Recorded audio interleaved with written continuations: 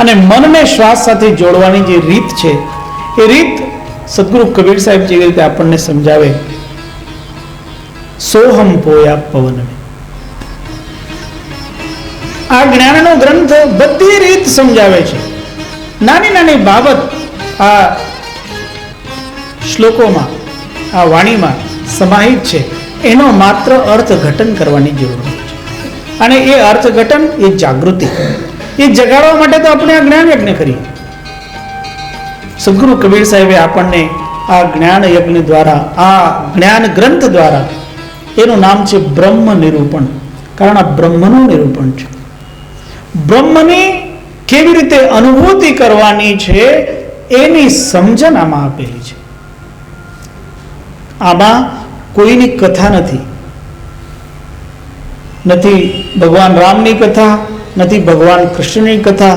આ તો પરબ્રહ્મનો જ કેવી રીતે આપણા જીવનમાં એમની ઉપલબ્ધિ થાય, એમનો અનુભવ થાય, એના માટેનું વર્ણન છે. એટલે આનું જ નામ સાચો જ્ઞાન યજ્ઞ. બાકી જગ્યા આપણે જાણતા હોય તો ત્યાં લગ્ન થઈ ગયું, ત્યાં બાળકો થઈ ગયા, સંસારની બધી વાતો આવે. અને સંસારની વાતો લોકોને ગમે એમાં જરૂરી છે, કારણ એમાં બધા રચા પચા હોય. આપણા જેવું જ છે એટલે આપણને ગમે.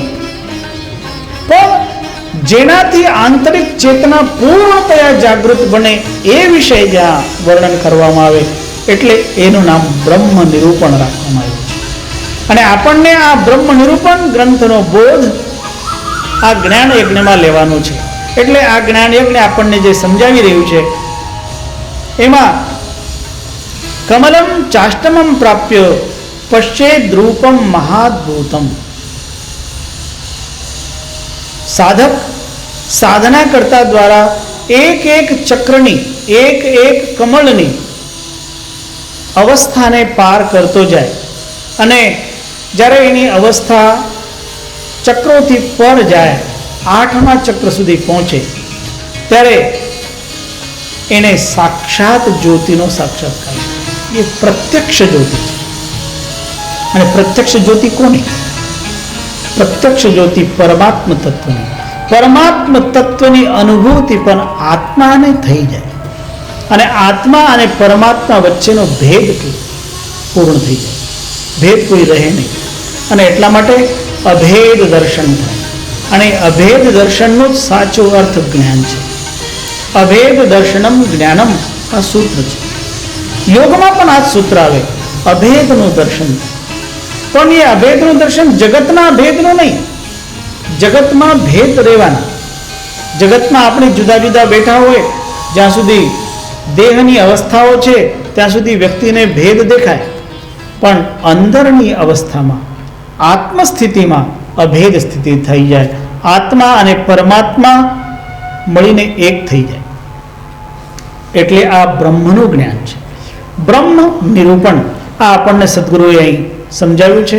અને જે સદગુરુની જ્ઞાન આપવાની જે રીત છે એને આપણે જુદા જુદા જે સદગુરુએ કહેલા વાક્યો છે એનાથી પણ સમજવું આપણને પડે. એટલે થોડીક ચર્ચા જ્ઞાન ગુદડીની આવે, થોડીક ચર્ચા ચેતવણીની આવે, થોડીક ચર્ચા આપણે પ્રાર્થનાની આવે, થોડીક ચર્ચા સ્મરણની આવે.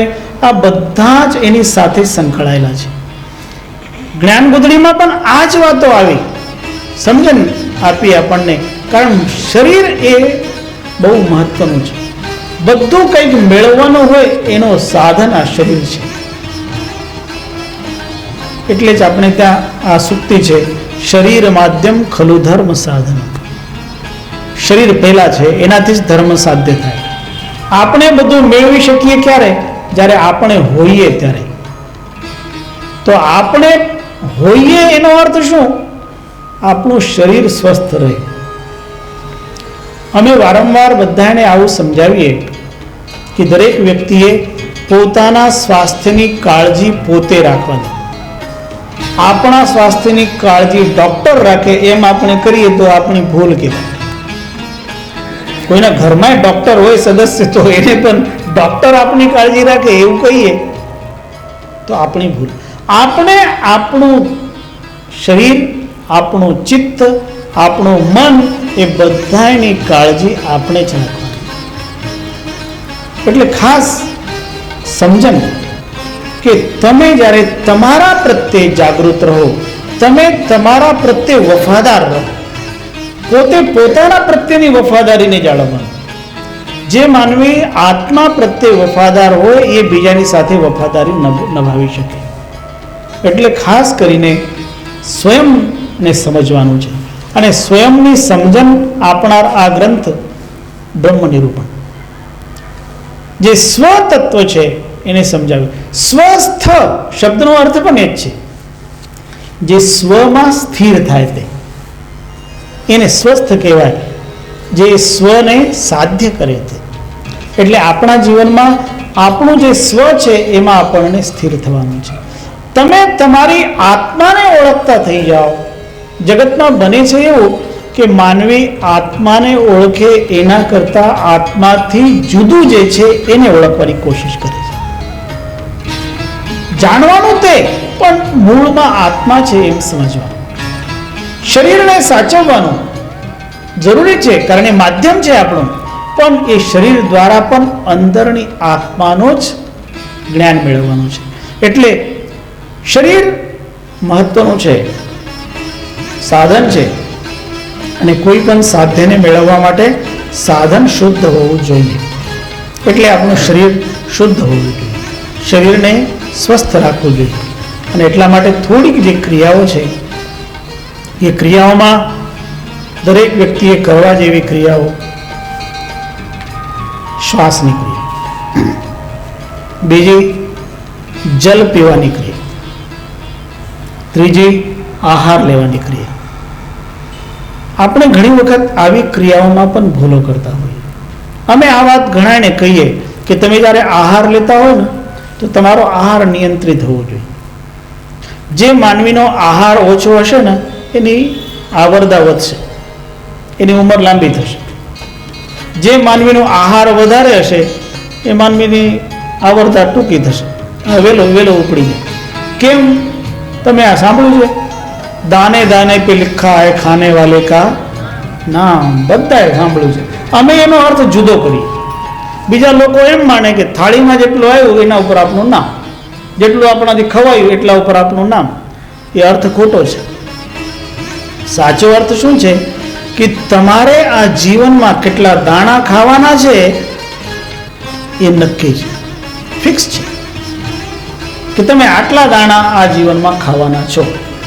અને એ દાણા તમે વહેલા ખાઈ જાઓ તો તમે વહેલા. આપણે એટલા માટે વધારે નહીં ખાવું, ઓછું ખાવું. અને જે ઓછું ખાય એટલા માટે જ વધારે જીવે, કારણ એના દાણા સ્પેરમાં પડ્યા હોય, એનું ક્રેડિટ બાકી હોય.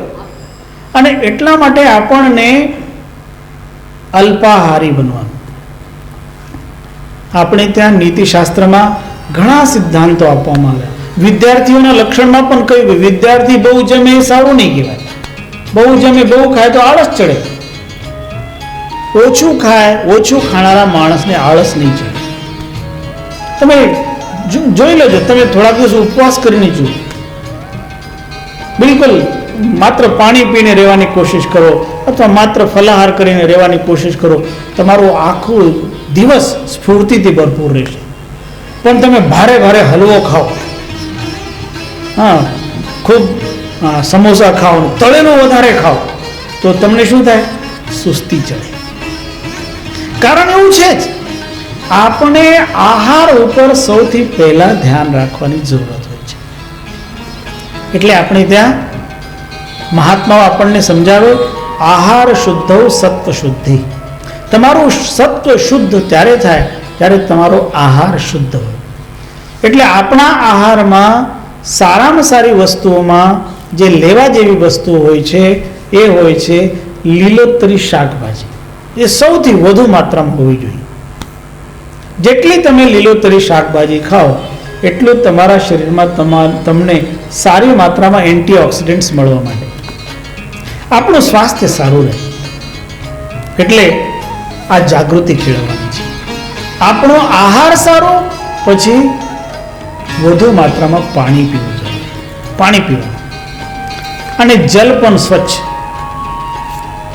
અન્ન, જલ, અને પછી આવે છે શ્વાસનો વ્યાયામ, પ્રાણાયામ. એમ તો અન્ન જલ તમે વ્યવસ્થિત લેતા હોય અને પછી પ્રાણાયામ કરતા હોય તો તમારું સ્વાસ્થ્ય સારું જ રહે, એમાં કોઈ શંકાને સ્થાન નથી. પણ સાથે સાથે થોડીક શારીરિક મહેનત એ જોડી દેવાની. અમારા સંતો જે સમજાવે છે એ પ્રમાણે તમને કહું તો તમે એક સૂત્ર લખી લેજો, તમારા જીવનમાં કામ આવે એવું અમારા સંતોએ કહ્યું છે. એમને શું કહ્યું? ભોજન આધા પેટ કર, દુગુના પાણી પી, તિગુના શ્રમ, ચૌગુના હસી, વરસ સવા સો જી. 125 વર્ષ જીવ, 100 વર્ષ નહીં. પણ આવું કરીએ તો સાચી રીતે જીવી શકાય. અડધા પેટ જ ખાઓ, કોઈ દિવસ એટલું નહીં ખાઓ કે તમારું પેટ તણાઈ જાય. ગોરખનાથજીની વાણી કહું તમને. ગોરખનાથજીએ આપણને આ ઉપદેશ આપ્યો છે.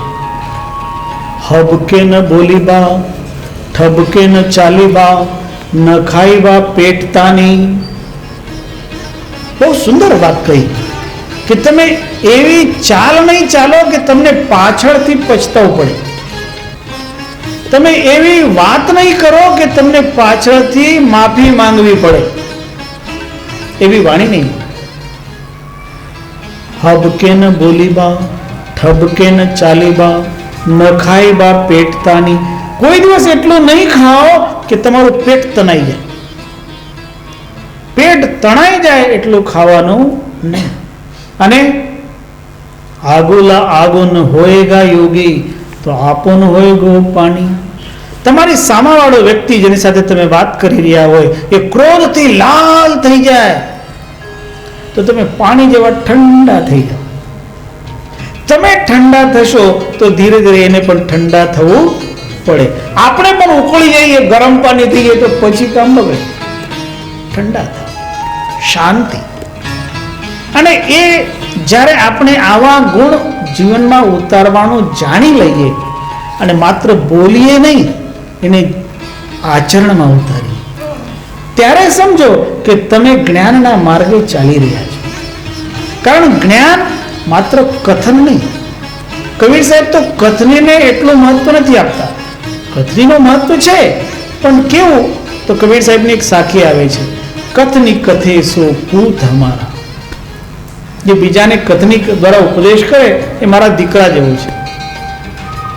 કથની કથે સો પૂત હમારા, પદ ગાવે સો નાતી.